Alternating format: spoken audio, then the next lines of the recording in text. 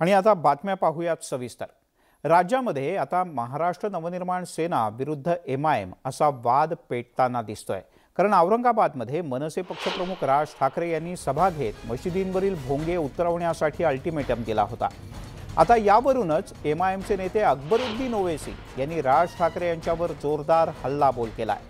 ज्याला घरातून बाहेर काढलं त्याला काय उत्तर द्यायचं असं म्हणत त्यांनी राज ठाकरे यांचं नाव न घेता खरपूस शब्दात टीका केली। कुत्ता जैसा भी भौंकता है भौंकने, जो भी ब्रीड का जैसा भी भौंकता है भौंकने दो। कुत्तों का काम भौंकना है,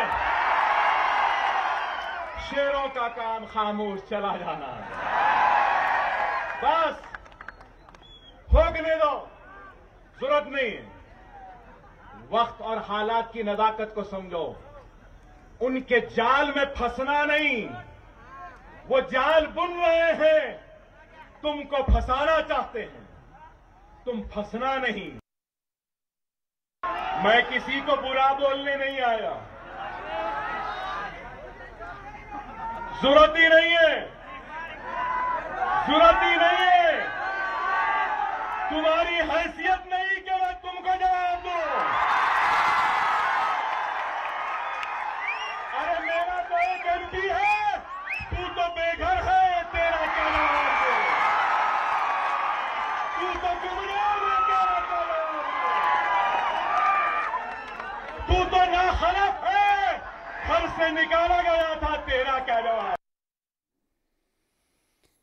औरंगाबादमध्ये जाहीर सभेसाठी आलेले MIMचे नेते अकबरुद्दीन ओवैसी यांनी थेट औरंगजेबाच्या समाधीचं दर्शन घेतलं। यावेळेला कबरीवर त्यांनी फुलंही अर्पण केली। यावेळेला त्यांच्यासोबत खासदार इम्तियाज जलील सुद्धा उपस्थित होते। मात्र त्यांनी कबरीचं दर्शन घेतल्यानंतर राज्यात नव्या वादाला तोंड फुटलंय।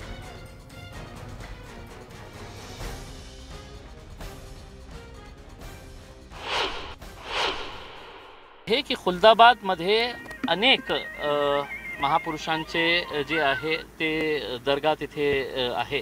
त्या सर्व दर्गावर जेव्हा माणूस तिथे जातो, खुलदाबादला कोणीही गेलं तर ते औरंगजेबच्या समाधीवर जातो, औरंगजेबच्या खबरेवरही ते जातो। म्हणजे त्याच्यामध्ये काही वेगळं अर्थ काढण्याचं कारण नाही, इतिहास आहे त्या दर्गांचा। तर त्या दर्गांवर गेल्यावर असं नाही आहे की तुम्ही याला निग्लेक्ट करू शकता, इथे नहीं आम्हाला जायचं असं नहीं करू शकता। म्हणजे धर्माप्रमाणे ही आपको जिसकी खबर जहाँ पर मिलती है वहाँ पर आपको खड़े रह के आपको दुरूद शरीफ पढ़ना पड़ता। समाजात विघातक भांडण लावणारा होता, या हिंदू भूमीला, या महाराष्ट्र भूमीला तोडणारा औरंगजेब होता। याच्या कबरीवर ओवैसीनं चादर अर्पण केली। जे राष्ट्रवादी विचाराचे, देशाच्या हिताच्या रक्षणाच्या विचाराचे मुस्लिमांनी अशा MIM पासून, अशा ओवैसीपासून सावध राहण्याची आवश्यकता आहे। आणि मला वाटतं ही MIM सातत्यानं भारतीय जनता पार्टीला मदत करण्याची भूमिका आणि त्याच पद्धतीनं राज ठाकरे आणि MIM सारखीच भूमिका आत्ताच्या काळाला वठवीत आहे। तिकडे औरंगजेबाच्या कबरीवर नतमस्तक झाल्यानं अकबरुद्दीन ओवैसींवर राष्ट्रवादीचे खासदार अमोल कोल्हे यांनी सुद्धा टीका केली। ज्या औरंगजेबानं स्वतःच्या वडिलांचे हाल केले, सख्या भावंडांची कत्तल केली, त्या माणसाचं उदात्तीकरण करून तुम्ही नेमकं कोणतं उदाहरण समाजासमोर ठेवू पाहता, असा प्रश्न अमोल कोल्हे यांनी ओवैसी यांना केला। छत्रपतींच्या महाराष्ट्रामध्ये 18 पगड जातीचे आणि सगळ्या धर्मांचे लोक जेव्हा एकत्र लढत होते, तेव्हा विचार करा, अफजल खानाचं संकट आलं तेव्हा महाराजांचे अंगरक्षक हे सिद्दी इब्राहिम होते। आरमाराचा प्रमुख हा दौलत खान होता। 18 पगड जात एकत्र आली होती, सगळा धर्म एकत्र आला होता, तो स्वाभिमानासाठी एकत्र आला होता। कारण या छत्रपतींनी या महाराष्ट्रात जे राज्य निर्माण केलं ते रयतेचं राज्य निर्माण केलं, रयतेचं कल्याणकारी राज्य निर्माण केलं। छत्रपतींच्या महाराष्ट्रामध्ये 18 पगड जातीचे आणि सगळ्या धर्मांचे लोक जेव्हा एकत्र लढत होते, तेव्हा विचार करा, अफजल खानाचं संकट आलं तेव्हा महाराजांचे अंगरक्षक हे सिद्दी इब्राहिम होते। आरमाराचा प्रमुख हा दौलत खान होता। 18 पगड जात एकत्र आली होती, सगळा धर्म एकत्र आला होता, तो स्वाभिमानासाठी एकत्र आला होता। कारण या छत्रपतींनी या महाराष्ट्रात जे राज्य निर्माण केलं ते रयतेचं राज्य निर्माण केलं, रयतेचं कल्याणकारी राज्य निर्माण केलं। पण औरंगाबाद आणि जाहीर सभा आणि राजकीय पक्ष काहीतरी वेगळंच नातं आहे। आधी राज ठाकरे यांची सभा, मग ओवेसी यांची सभा, आता तिकडे ठाकरेंची सुद्धा सभा होणार आहे। वळूयात पुढच्या बातमीकडे। भंडारा गोंदिया जिल्हा परिषदेच्या अध्यक्ष आणि उपाध्यक्ष पदाच्या निवडणुकीच्या निमित्तानं प्रफुल्ल पटेल आणि नाना पटोले यांच्यातला पारंपरिक वाद पुन्हा एकदा उफाळून आलाय। कारण काँग्रेसचे प्रदेशाध्यक्ष नाना पटोले यांनी प्रफुल्ल पटेल यांच्यावर पाठीत खंजीर खुपसल्याचा आरोप केला असून आपण याची काँग्रेसच्या पक्षश्रेष्ठींकडे तक्रार करणार असल्याचं म्हटलंय। त्यामुळे भंडारा गोंदियातील काँग्रेस राष्ट्रवादीमधला वाद आता आघाडीच्या मुळावर येऊ शकतोय। महाविकास आघाडीत बिघाडी, काँग्रेसचा राष्ट्रवादीवर आरोप, झेडपी निवडणुकीवरून वादंग। भंडारा जिल्हा परिषदेच्या निवडणुकीवरून काँग्रेस आणि राष्ट्रवादी काँग्रेसमध्ये चांगलाच वाद पेटलाय। राष्ट्रवादी काँग्रेसनं भाजपशी हातमिळवणी करत जिल्हा परिषदेचं अध्यक्षपद पटकावलंय, तर भाजप उमेदवाराच्या गळ्यात उपाध्यक्षपदाची माळ पडली आहे। त्यामुळे काँग्रेस नेत्यांनी राष्ट्रवादी काँग्रेसवर चांगलंच तोंडसूक घेतलंय। राष्ट्रवादी काँग्रेसनं विश्वासघात केल्याची टीका काँग्रेसचे प्रदेशाध्यक्ष नाना पटोलेंनी केली आहे। मित्र पक्षाला वारंवार विनंती करून त्यांच्या प्रदेशाध्यक्षांकडे प्रफुल्ल पटेल बरोबर मी स्वतः बोलून सुद्धा त्यांनी पंचायत समितीला ज्या आमच्या पाठीवर सुरा खुपसला आणि जेव्हा जिल्हा परिषदच्या अध्यक्ष आणि उपाध्यक्षाच्या निवडणुका गोंदिया आणि भंडाऱ्याच्या आल्यात त्यावेळेस आम्हाला वाटत होतं की त्यांच्याकडून काहीतरी आम्हाला प्रस्ताव येईल, कारण की पंचायत समितीच्या वेळेस आम्ही प्रस्ताव मांडला तर त्यांनी आम्हाला रिस्पॉन्स केला नाही, त्यांनी बीजेपी सोबत आघाडी केली। भंडाऱ्यात राष्ट्रवादीनं भाजपशी हात मिळवणी केल्याप्रकरणी उपमुख्यमंत्री अजित पवार यांनी हात वर केलेत। स्थानिक पातळीवरील नेत्यांनी तो निर्णय घेतल्याचं अजित पवार यांनी सांगितलं। नानांचं ते स्टेटमेंट हास्यास्पद वाटतं, कारण नानाच पाठीमागं कुठल्या पक्षातनं काँग्रेसमध्ये आले ते तुम्हाला माहिती आहे। ते भाजपमध्ये स्वतः होते, मग आता भाजपने म्हणायचं का आमच्या पाठीत खंजीर खुपसला आणि ते तिकडे गेले।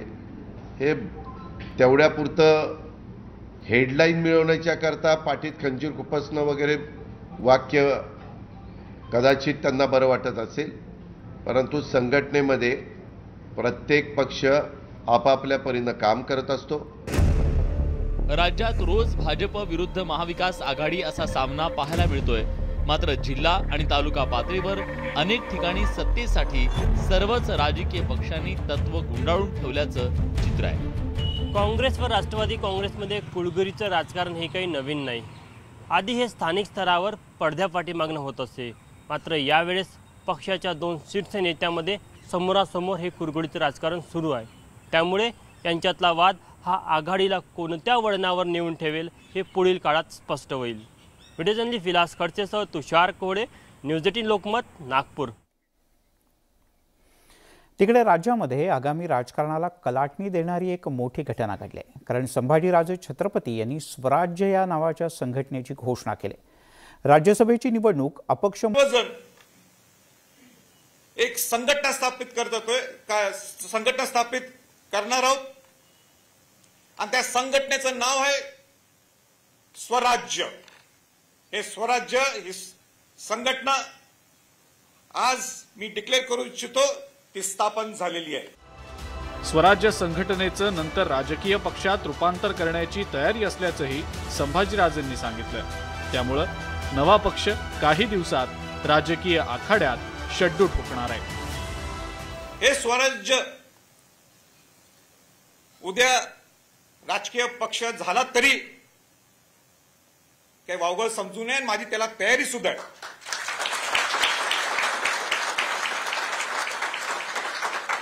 पण पहिला टप्पा आपण संघटित होणं गरजेचं आहे। राज्यसभेच्या खासदारकी संदर्भात संभाजीराजे छत्रपतींनी मोठी घोषणा केली आहे। या वर्षीची निवडणूक अपक्ष म्हणून लढवणार असल्याचं त्यांनी जाहीर केलंय। माझ्या कामाची दखल घेऊन राज्यसभेत पाठवावं अशी विनंती त्यांनी सर्वपक्षीय नेत्यांना केली आहे. राज्यसभेची निवडणूक मी निश्चित लढवणार आहे, पण ते निवडणूक लढवताना कुठल्या पक्षात जाणार हा सगळ्यांच्याकडे संभ्रम प्रश्न आहे. तर या प्रसंगी मी पत्रकार माध्यमांच्या माध्यमातून सांगू इच्छितो की या वर्षीची माझी इलेक्शन हे मी अपक्ष म्हणून लढवणार आहोत. संभाजीराजे छत्रपतींनी कोणत्याही पक्षात जाणार नसल्याचं स्पष्ट केलंय. तसंच राजकीय पक्षाचेही संकेत त्यांनी दिलेले आहेत. त्यामुळे राज्यात नव्या पक्षाची एंट्री होणार आहे. आता हा नवा पक्ष स्वबळावर पुढे जाणार की कोणत्या राजकीय पक्षासोबत युती किंवा आघाडी करणार याकडे सगळ्यांचं लक्ष लागलंय. आणि त्या संघटनेचं नाव आहे स्वराज्य. वैभव सोनवणे, न्यूज 18 लोकमत, पुणे. आजच्या घडीला समाजातल्या विकासाचा मार्ग हा राजकारणातूनच जातो आणि सत्तेतूनच जातो. वळूयात पुढच्या बातमीकडे. राज्यातील जिल्हा परिषदेच्या पोटनिवडणुकीचा कार्यक्रम निकाल जाहीर झाला. त्यानंतर आता केंद्रीय निवडणूक आयोगानं राज्यसभेच्या 57 जागांसाठी निवडणुकीचा कार्यक्रम जाहीर केला आहे. देशातील एकूण 15 राज्यांच्या 57 जागांसाठी निवडणूक असणार आहे. यामध्ये महाराष्ट्रातल्या 6 जागांचा समावेश आहे. ही निवडणूक 10 जूनला होईल. या निवडणुकीसाठी 31 मेपर्यंत अर्ज सादर करायचे आहेत. राज्यसभेतून महाराष्ट्रातल्या 6 नेत्यांचा कार्यकाळ संपला. यात शिवसेना नेते संजय राऊत, भाजपचे पीयूष गोयल, डॉक्टर विकास महात्मे, विनय सहस्रबुद्धे हे दोघेही भाजपचे, प्रफुल्ल पटेल राष्ट्रवादी काँग्रेस आणि पी चिदंबरम हे काँग्रेस या सगळ्या जणांचा समावेश आहे. खासदार म्हणून आता त्या अर्थानं त्यांचा कार्यकाळ संपला. मुख्यमंत्री आणि शिवसेनेचे पक्षप्रमुख उद्धव ठाकरे यांची येत्या 14 तारखेला मुंबईतल्या BKCच्या मैदानात जाहीर सभा होती. या सभेसाठीचा 3रा टीझर शिवसेनेकडून लॉन्च करण्यात आला. हिंदुत्वाचा खरा अर्थ दाखवून द्यायला आणि शिवसेनेच्या अंगावर येणाऱ्यांना शिंगावर घ्यायलाच हवं असं या टीझरमधून शिवसेना स्टाईल सांगण्यात आलं. मी मला फक्त वज्रमुठ्या दात पाडायचं काम मी करून दाखवतो.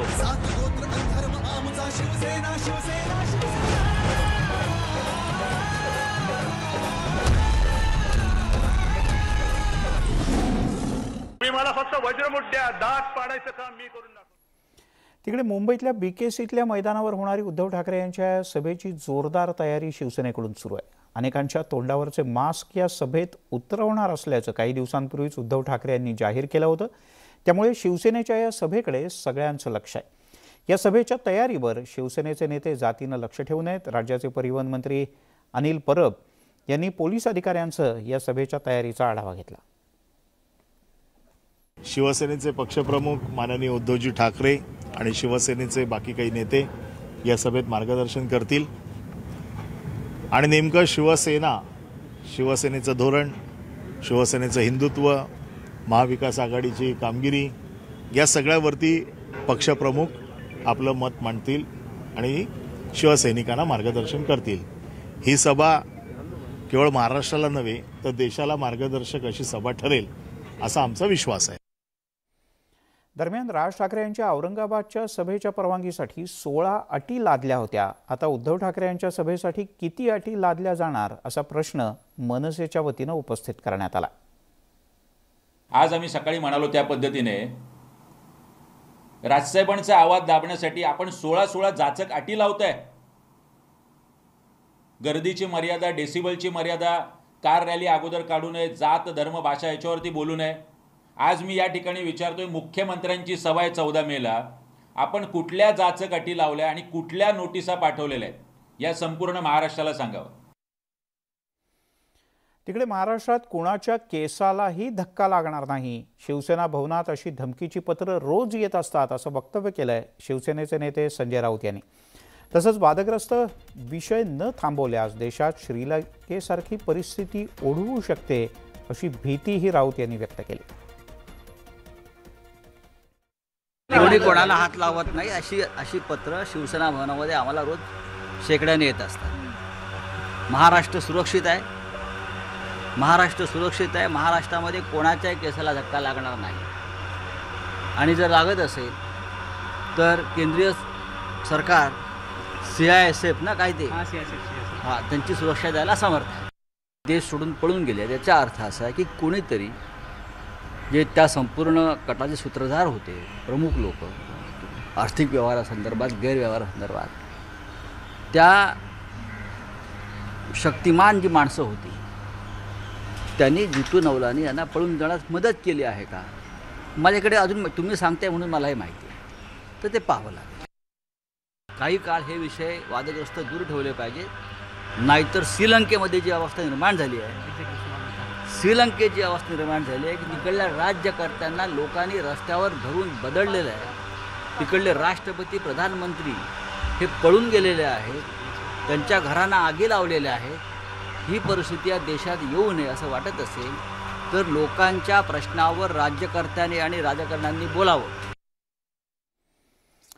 दरम्यान राज ठाकरे यांच्या सुरक्षेबद्दल संजय राऊत यांनी राष्ट्रवादीची सुपारी घेऊन बोलायला सुरुवात केली असा टोला मनसेच्या वतीनं लगावण्यात आला. राणा दाम्पत्याला हे किती घाबरले होते असा प्रश्नही मनसेचे प्रवक्ते गजानन काळे यांनी उपस्थित केला. शिवसेनेचे सामनावीर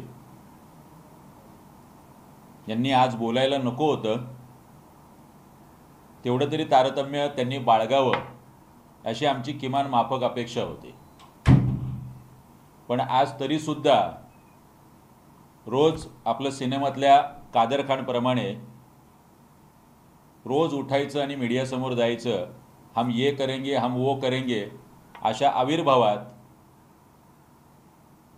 कादर खान घुसलाय की काय संजय राऊत साहेबांच्या आत्म्यात असं आता वाटू लागलेलं आहे. आता बातमी आहे राज ठाकरे यांच्या अयोध्या दौऱ्याशी संबंधित. कारण मनसे प्रमुख राज ठाकरे 5 जूनला अयोध्येच्या दौऱ्यावर जाणार आहेत. या दौऱ्याची घोषणा झाल्यापासून राजकीय वर्तुळात जोरदार पडसाद उमटत आहेत. राज ठाकरे यांच्या अयोध्या दौऱ्याला उत्तर प्रदेशातल्या भाजप खासदार ब्रिजभूषण सिंह यांनी विरोध केला. आता मुंबई भाजपचे प्रवक्ते संजय ठाकूर यांनी सुद्धा काहीसा विरोध केलाय. राज ठाकरे यांना त्यांनी पत्र लिहून उत्तर भारतीयांची माफी मागावी असं आवाहन केलंय. आधी माफी मागा, मगच अयोध्येचा दौरा करा असं संजय ठाकूर यांनी म्हटलंय. दरम्यान राज ठाकरे यांनी माफी मागितली तर शेकडो गाड्यांच्या ताफ्यासह विमानतळावर स्वागतासाठी हजर राहीन असंही सांगायला ते विसरले नाहीत. मेरे मन में ये प्रश्न आया कि अगर आप इतने बड़े काम के लिए जा रहे हैं तो आपको इस बात के लिए आगाह करना चाहिए कि अगर आप बड़ी भूमिका में आना चाह रहे हैं तो आप अपने किरदार को साफ कर दें.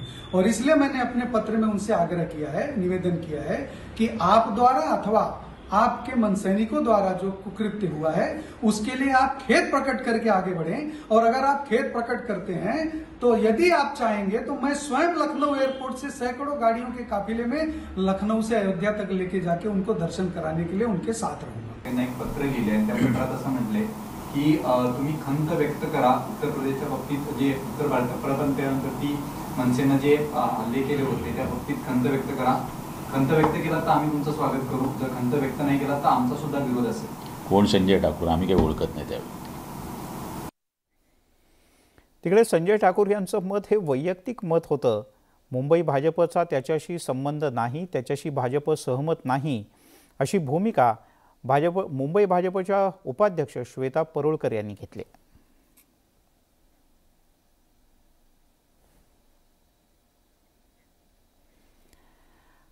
आणि आता ब्रेकवर जाताना काळजाचा ठोका चुकवणारी एक बातमी. रेल्वेचा रूळ ओलांडू नका असं वारंवार सांगितलं जातं, पण रेल्वे प्रशासनाकडून आवाहन करून सुद्धा प्रवासी आपला जीव धोक्यात घालतात. असाच काहीसा प्रकार ठाणे रेल्वे स्टेशनवर पाहायला मिळाला. रूळ ओलांडताना अचानक ट्रेन आली, मात्र प्रवासी ट्रेनच्या चाकाखालती येणार इतक्यात तिथे असलेल्या पोलिसानं त्याचे प्राण वाचवले.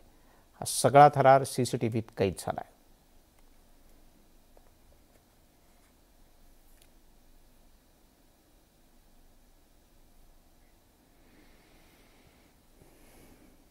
मानलं. दिवसभराच्या बातम्यांमध्ये घेऊयात एक छोटासा ब्रेक नंतर राज्यातल्या आणि देशातल्या काही महत्त्वाच्या बातम्या.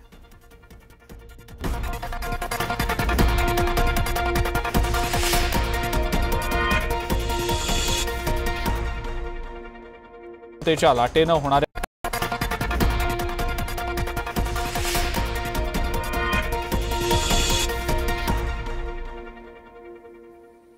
ब्रेकनंतर आपल्या सगळ्यांचं पुन्हा एकदा स्वागत. देशामध्ये 3 स्थळांवरून मोठा धार्मिक वाद निर्माण झाला आहे. त्यामुळे काही प्रकरणं कोर्टात आहेत. त्यातच ज्ञानवापी मशिदीचं सर्वेक्षण करून 17 मे रोजी अहवाल सादर करण्याचे आदेश वाराणसीच्या कोर्टानं दिले. तर ताजमहाल कोणी बांधला आहे शोधणं आमचं काम आहे का, अशा शब्दात अलाहाबादच्या उच्च न्यायालयानं याचिकाकर्त्याला फटकारलंय. पण मथुरा जन्मभूमीच्या वादाचा 4 महिन्यात निपटारा करण्याचे आदेश तिकडे अलाहाबादच्या उच्च न्यायालयानं दिलेत.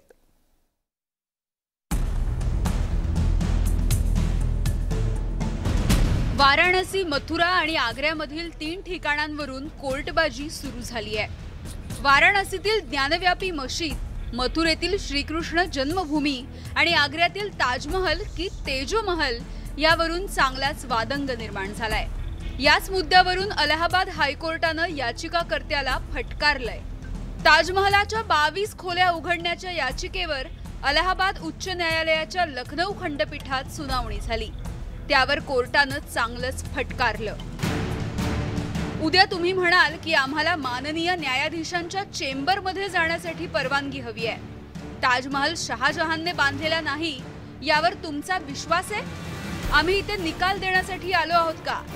जसे की तो कोणी बांधला किंवा ताजमहालाचे वय काय? तुम्हाला माहीत नसलेल्या विषयावर संशोधन करा, MA करा, PhD करा. जर कुठली संस्था तुम्हाला संशोधन करू देत नसेल तर आमच्याकडे या. या याचिकेची सुनावणी आम्ही पुढे ढकलणार नाही.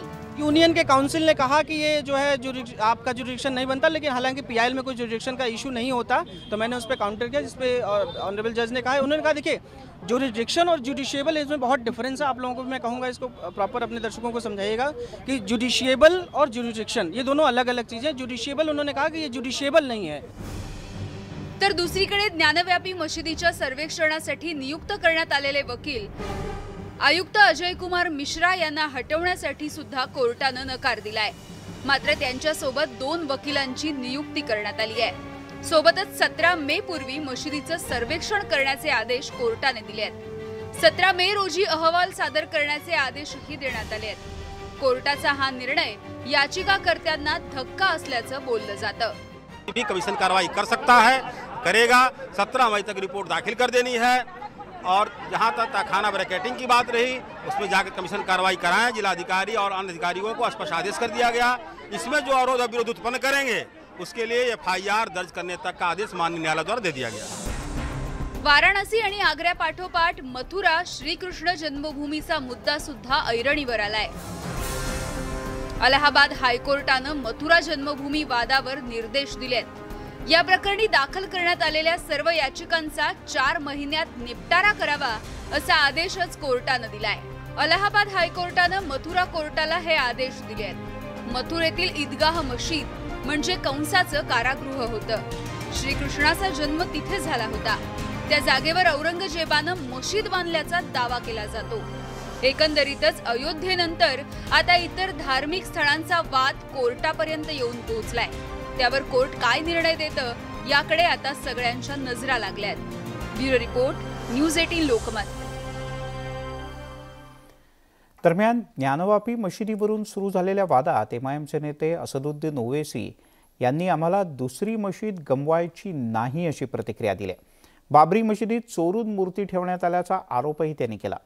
सध्याचे सत्ताधारी देशाला कुठल्या दिशेनं घेऊन जात आहेत असा प्रश्नही त्यांनी उपस्थित केला. हमने बाबरी मस्जिद को खो दिया. 48 दिसंबर में चोरों की तरह मूर्तियां रखी गई थी. उसके बाद राजीव गांधी की सरकार ने, जब कंप्यूटर भी नहीं आया था, बगैर मुस्लिम पक्ष को सुने ऑर्डर थमा दिया, ताले खोल दिया आपने. सुप्रीम कोर्ट को आपने वादा किया और आपने डिमोलिश कर दिया उसके वादे के खिलाफ, और कोई किसी को सजा नहीं होती. अब हम दोबारा मस्जिद को खोना नहीं चाहते. 91 का एक्ट ये कहता है कि 15 अगस्त 1947 को मस्जिद, मंदिर, गिरजाघर जो भी थी होगी, उसका ना नेचर चेंज होगा ना उसका कैरेक्टर चेंज होगा. आप होते कौन है भाई, कहां रोकेंगे? कल मैं जाकर कहूंगा कि प्रधानमंत्री के घर के नीचे मस्जिद तो खोदने देंगे कोर्ट मुझे? हैं? कहां रुकेंगे आप? मैं बोलूंगा नहीं, उस घर के नीचे है मस्जिद मेरी, आप देंगे मुझे खोदने का? देंगे आप? मैं को नहीं, सर्वे कमिश्नर अपॉइंट करिए, बताऊंगा आपको मस्जिद है. नहीं, खाने खां जहां का उसमें मॉन्यूमेंट निकलेगा, दे देंगे क्या मेरे को आप? देश इस 91 के एक्ट के तहत चलेगा, सुप्रीम कोर्ट के जजमेंट के तहत चलेगा, किसी मस्खरों के मंचलों पर, उनकी आइडियोलॉजी पर चलेगा? ये तमाम के तमाम लोग संघ परिवार से जुड़े हुए हैं और इन्हीं का तमाशा है पूरा ये। आता बातमी उत्तर प्रदेशातून। उत्तर प्रदेशच्या सर्व मदरशांमध्ये राष्ट्रगीत बंधनकारक करण्याचा महत्त्वाचा निर्णय योगी आदित्यनाथ यांच्या सरकारने घेतलाय। उत्तर प्रदेशच्या मदरशांमध्ये शिक्षण परिषदेने हा निर्णय जाहीर केला। या संदर्भातले निर्देश सुद्धा सर्व मदरशांना जारी झाले। हे निर्देश मान्यताप्राप्त, अनुदानित आणि विना अनुदानित अशा सर्व मदरशांसाठी लागू असतील। मदरशांमधील सुट्ट्या संपल्या असून या पार्श्वभूमीवर मदरशांमध्ये राष्ट्रगीत आता बंधनकारक करण्यात आलंय। राष्ट्रगान तो सभी गाते हैं, कोई ऐसा नहीं कि राष्ट्रगान किसी मदरसे में मना किया गया है। राष्ट्रगान की सभी इज्जत करते हैं, लेकिन कोई धार्मिक गीत किसी हिंदू से कहा जाए कि तुमको कोई धार्मिक मुसलमानों का गीत पढ़ना है, मैं कहूंगा कि ये उनके साथ ज्यादती है, क्योंकि उनका धर्म उनको प्यारा है। राष्ट्रगान हर जगह हो, इससे कोई एतराज नहीं। तिकडे जम्मू काश्मीर मधल्या बडगाम मधल्या सदुरा इथे तहसील कार्यालयात घुसून दहशतवाद्यांनी एका सरकारी कर्मचाऱ्याची गोळ्या घालून हत्या केल्याची घटना घडली। जम्मू काश्मीर पोलिसांनी दिलेल्या माहितीनुसार दहशतवादी कार्यालयात घुसले आणि त्यांनी राहुल भट्ट नावाच्या काश्मीरी पंडित असलेल्या कर्मचाऱ्यावर गोळीबार केला। जखमी अवस्थेतल्या भट्ट यांना श्रीनगरच्या MHHS या रुग्णालयात दाखल करण्यात आलं, पण उपचारादरम्यान त्यांचा मृत्यू झाला। राहुल काश्मीरी पंडित असल्याचं सांगण्यात येतं। सुरक्षा दल दहशतवाद्यांचा शोध घेत आहेत। जम्मू काश्मीरचे माजी मुख्यमंत्री आणि नॅशनल कॉन्फरन्सचे अध्यक्ष उमर अब्दुल्ला यांनी या घटनेचा निषेध केलाय।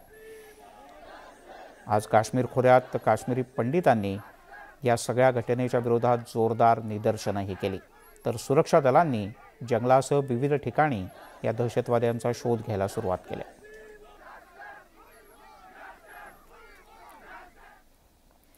गृहयुद्ध हा शब्द तुम्ही इतिहासाच्या पुस्तकात वाचला असेल, पण आता ही परिस्थिती भारताचा शेजारी असलेल्या श्रीलंकेत निर्माण झाली।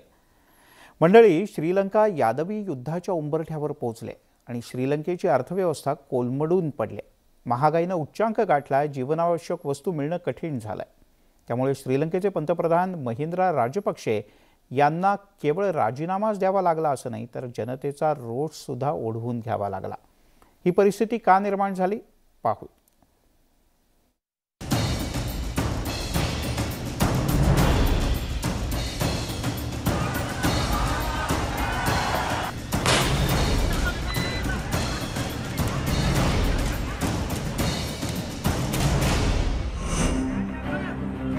ज्या नेत्यांमुळे श्रीलंका कंगाल झाली आहे, त्या नेत्यांविरोधात जनतेच्या मनामध्ये प्रचंड संतापाची लाट उसळली आहे। जनतेच्या आक्रोशाची झळ आता मंत्र्यांना सहन करावी लागते।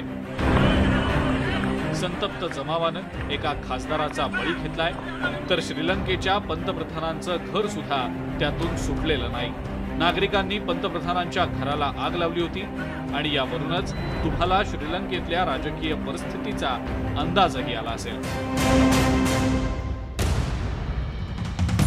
श्रीलंकेचे पंतप्रधान महिंदा राजपक्षे यांनी आपल्या पदाचा राजीनामा दिला असला तरी त्यांच्याविषयी जनतेच्या मनातला राग काही शांत झालेला नाही।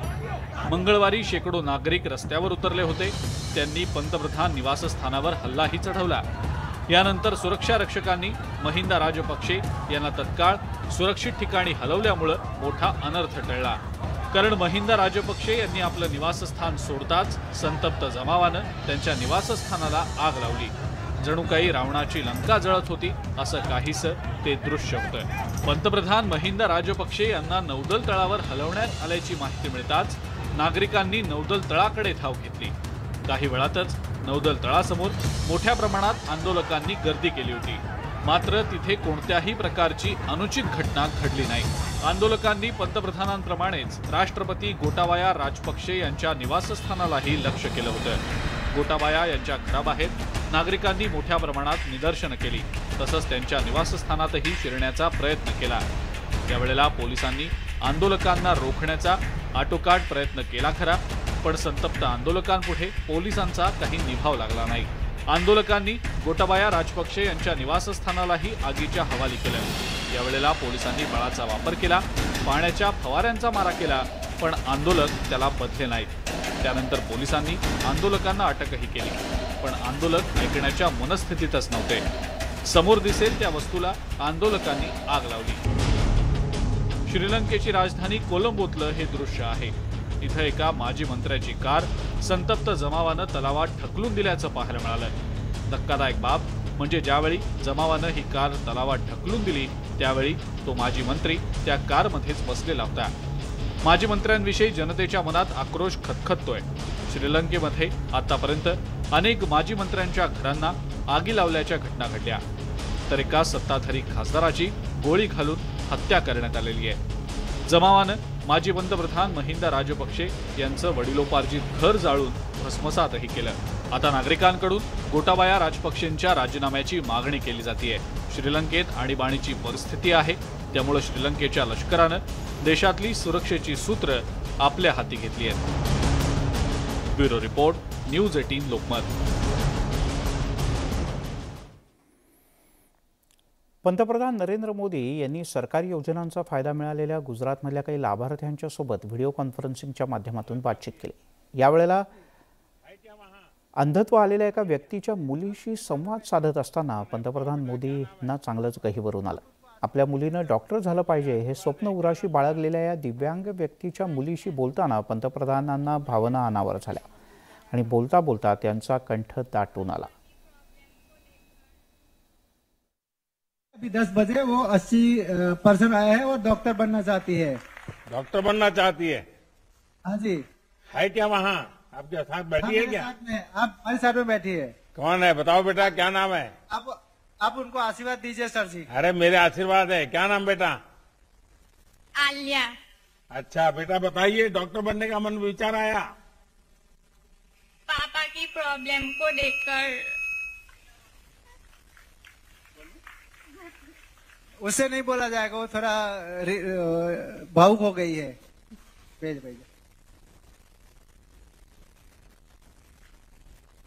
वो थोड़ा भावुक हो गए तो वो नहीं बोल सकेगी सर जी। ऐसा है, बेटी को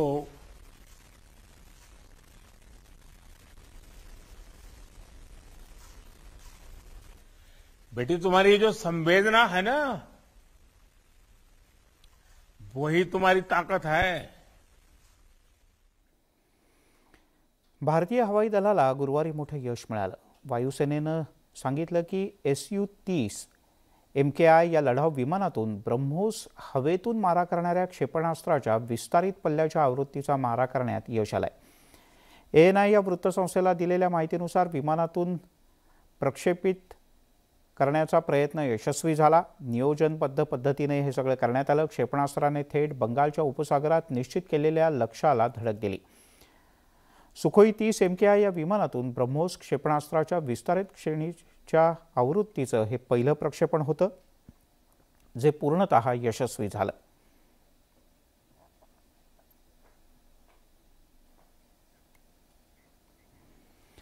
सौदी अरेबियाची सरकारी तेल कंपनी सौदी आरामकोनं जगातील सगळ्यात श्रीमंत कंपनी होण्याचा मान मिळवलाय। सगळ्यात आघाडीच्या कंपनीच्या स्पर्धेत सौदी अमराकोनं ॲपल या मोबाईल उत्पादक कंपनीला सुद्धा मागे टाकलंय। या वर्षाच्या सुरुवातीला ॲपलचं बाजार मूल्य $3 ट्रिलियन पर्यंत पोहोचलं होतं, तेव्हा सौदी आरामको ॲपल्सपेक्षा $1 ट्रिलियन मागं होतं। पण आता ॲपलचं शेअर मूल्य हे 20% घसरलंय, तर आरामकोचं शेअर मूल्य हे 28% वाढलंय। ॲपल अजूनही अमेरिकन कंपन्यांमध्ये क्रमांक 1 वर आहे। सॉफ्टवेअर कंपनी मायक्रोसॉफ्ट ही $1.95 ट्रिलियन बाजार मूल्यासह दुसऱ्या क्रमांकावर आहे, पण सौदी अरेबियाची आरामको ही निव्वळ नफ्यात गेल्या वर्षीच्या तुलनेत 124% वाढ नोंदवल्यानं जगातली सगळ्यात श्रीमंत कंपनी ठरली। कंपन्यांच्या श्रीमंतीचं जाऊ द्या, पण तुमचं आमचं काय? कारण तुमच्या माझ्यासाठी ही बातमी महत्त्वाची आहे। कर्जदारांसाठी महागाईचा सामना करण्यासाठी रिझर्व्ह बँक ऑफ इंडिया पुन्हा एकदा व्याजदरात वाढ करण्याची शक्यता आहे। वाढत्या महागाईवर नियंत्रण मिळवण्यासाठी रिझर्व्ह बँक पुढच्या 6 ते 8 महिन्यात व्याजदर वाढीची पावलं पुन्हा उचलू शकतं। रिझर्व्ह बँक जूनमध्ये महागाई दराच्या अंदाजे वाढ करू शकतं। त्यामुळे कर्जाच्या हप्त्यात वाढ होईल. इंधन आणि खाद्यान्नामध्ये सतत होणाऱ्या दरवाढीनंतर आता कर्जावरचं व्याज सुद्धा वाढू शकतं, कारण रेपो रेटमध्ये लवकरच बदल होणं अपेक्षित आहे. त्यामुळे सर्वसामान्यांच्या दृष्टीने ही चिंतेची बाब आहे. त्यामुळे चिंतेच्या काही बातम्या असल्या तरी चिंता असायचीच. म्हणून आता एक छान बातमी राज्यातल्या बळीराजासाठी आणि आपल्यासाठी सुद्धा. आभाळाकडे डोळे लावून बसलेल्या बळीराजाकरता आनंदाची बातमी म्हणजे मान्सून येतोय आणि लवकरच येतोय. मे महिन्यात मान्सून राज्याच्या वेशीवर येऊन ठेपतो आहे अशी माहिती हवामान विभागानं दिली आहे. गेल्या काही दिवसांपासून असनी वादळामुळे मान्सूनच्या वेळापत्रकावर काहीसा परिणाम जाणवेल असं वाटत होतं. त्यामुळेच पुढच्या आठवड्यात मान्सून अंदमानात दाखल होतोय आणि त्यानंतर तळ कोकणात 27 मेला तर 2 जून या दरम्यान मान्सून दाखल होईल असा अंदाज आहे. या आनंद वार्तेमुळे बळीराजा सुद्धा सुखावलाय. उन्हाच्या चटक्यापासून लवकरच सुटकाही मिळणार आहे. बळीराजानं तर आत्तापासून शेतीची कामंही सुरू केलेत. यासोबतच बुलेटिनमध्ये घेऊयात एक छोटासा ब्रेक. सर्व प्रकारच्या ताज्या अपडेटसाठी news18lokmat.com या आमच्या वेबसाईटला लॉग ऑन करा. फेसबुक, ट्विटरवर आम्हाला फॉलो करा. आमच्या यूट्यूब चॅनलला सबस्क्राईब करा.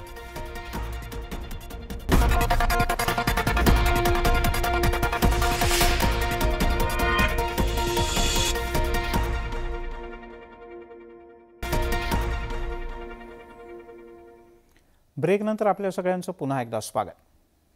वळूयात पुढच्या बातमीकडे. उपराकार लक्ष्मण माने यांनी आयोजित केलेल्या एका कार्यक्रमात कष्टकऱ्यांच्या व्यथा सांगताना शरद पवार यांनी कवी जवाहर राठोड यांची कविता वाचून दाखवली. या कवितेनंतर शरद पवार यांनी हिंदू देवदेवतांचे पाप काढले अशा प्रकारची टीका भाजपनं केली होती. पण याच कवितेमुळे सध्या भाजप आणि राष्ट्रवादीमध्ये जोरदार कलगीतुरा रंगलाय. स्वतः शरद पवार यांनीच या मुद्द्यावर भाष्य करून भाजपला प्रत्युत्तर दिलंय. भाजपला टीका करायची तर करू देत, पण जवाहर राठोड यांची ती कविता म्हणजे कष्टकऱ्यांच्या व्यथा आहेत असं म्हणत शरद पवार यांनी पुन्हा एकदा ही कविता सादर केली.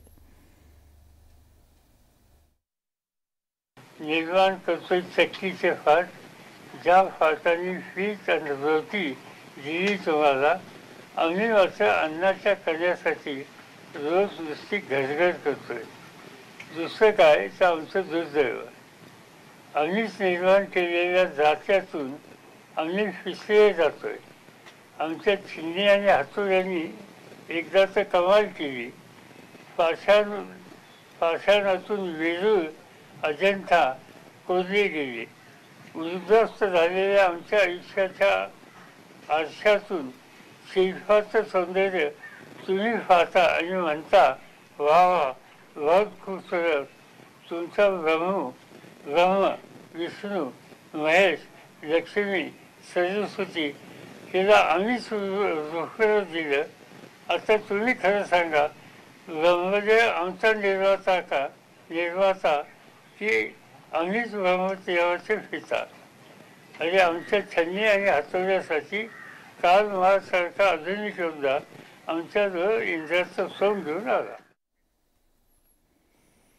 तिकडे पुण्यातील किडनी तस्करीचा धक्कादायक प्रकार समोर आला. या प्रकरणी रुबी हॉल या हाय प्रोफाईल हॉस्पिटलचे प्रमुख आणि 4 डॉक्टरांसह एकूण 15 जणांच्या विरोधात गुन्हा दाखल करण्यात आला.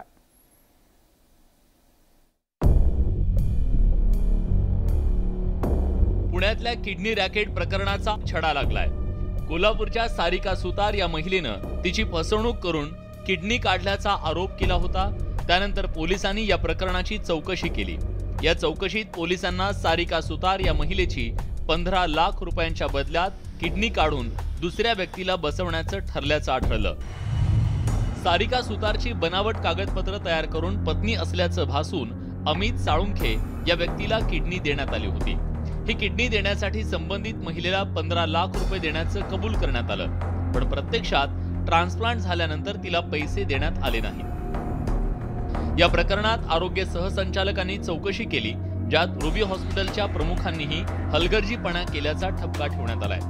त्यांच्यासह रुबी हॉलच्या ज्या 4 डॉक्टरांवर कागदपत्राची सत्यता तपासायची जबाबदारी होती आणि कायदेशीर बाबी तपासून प्रत्यारोपण करणं गरजेचं होतं, त्या सगळ्यांवर गुन्हा नोंदवण्यात आलाय. यात रुबी हॉलचे प्रमुख डॉक्टर परवेज ग्रँट यांच्यासह doctor Rebecca John, advocate Manjusha Kulkarni, doctor Abhay Sadre, doctor Himanshu Gandhi, transplant coordinator Surekha Joshi आणि किडनी प्रत्यारोपण करण्यात आलेले अमित साळुंखे यांच्या विरोधात गुन्हा नोंदवण्यात आलाय।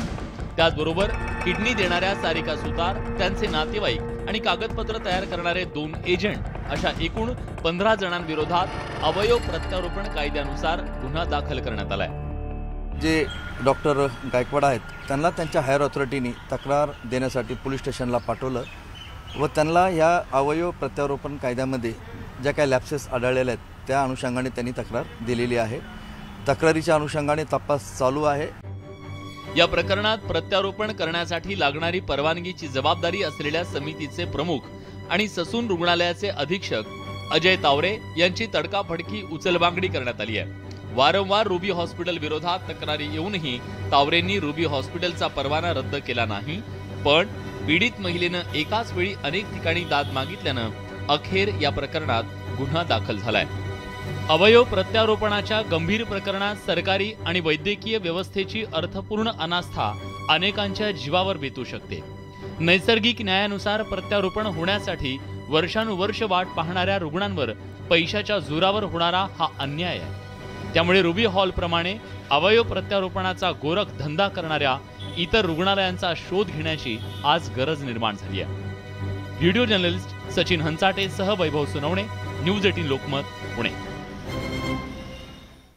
तिकडे राज्यातील मशिदींवरील भोंग्याचा मुद्दा तापलेला असतानाच एका नव्या वादाचा घंटानाद झालाय। कारण मुंबईतल्या भेंडी बाजार परिसरातल्या गोलदेऊळ इथल्या शिवमंदिरात घंटा वाजवू नका असं पोलिसांकडून सांगण्यात आलंय आणि त्यामुळे भाविकांमध्ये मोठा रोष आहे।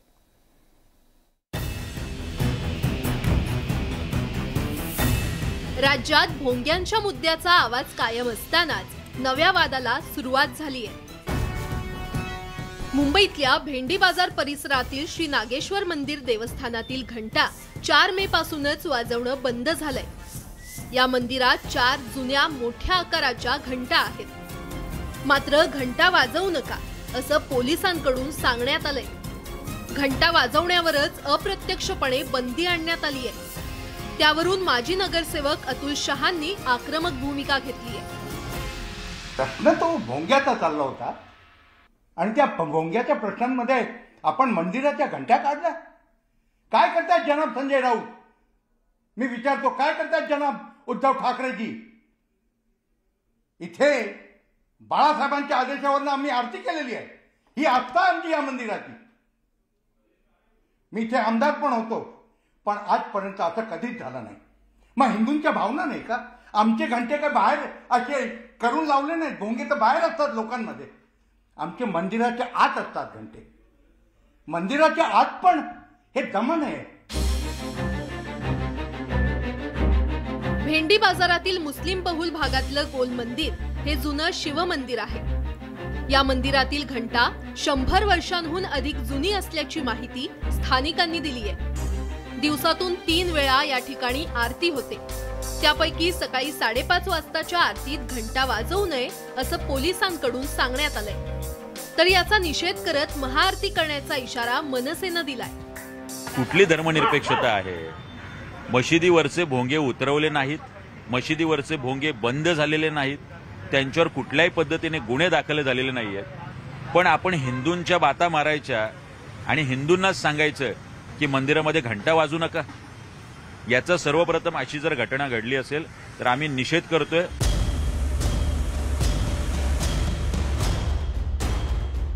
सर्वोच्च न्यायालयाचे आदेश भोंग्यांसंदर्भात आहेत। आवाजाची मर्यादा वाढवण्यासाठी भोंग्यांचा वापर केला जातो। दर्शनाच्या आधी घंटा वाजवणं ही धार्मिक कृती आहे, त्याचा आवाज मर्यादित असतो अशी प्रतिक्रिया अनेकांनी व्यक्त केली। मात्र कॅमेऱ्यासमोर बोलण्यास त्यांनी नकार दिला। रोज सकाळी हा संपूर्ण परिसर जो आहे हा मुस्लिम बहुल भाग आहे, अगदी रस्त्याच्या मधोमध हे मंदिर आहे आणि पहाटेच्या वेळेला या मंदिर परिसरामध्ये या आरती होत असतात आणि त्या आरतीच्या वेळेला आता या घंटा वाजवण्यावर बंदी घातलेली आहे। त्यामुळे चर्चा अशी आहे की पोलीस प्रशासनानं दबाव टाकला आणि त्याला प्रतिसाद देऊन या ट्रस्टींनी अशा पद्धतीनं या घंटा बंद केलेल्या आहे। व्हिडिओ जर्नलिस्ट रमेश भटसह प्रणाली कापसे, न्यूज 18 लोकमत, मुंबई। ही बातमी पाहिल्यानंतर राज ठाकरे त्यांच्या स्टाईलमध्ये काय उत्तर देतील तुमचा तुम्हीच विचार करा. दिवसभराच्या बातम्यांमध्ये आज इथेच थांबूयात. पाहत राहा न्यूज 18 लोकमत.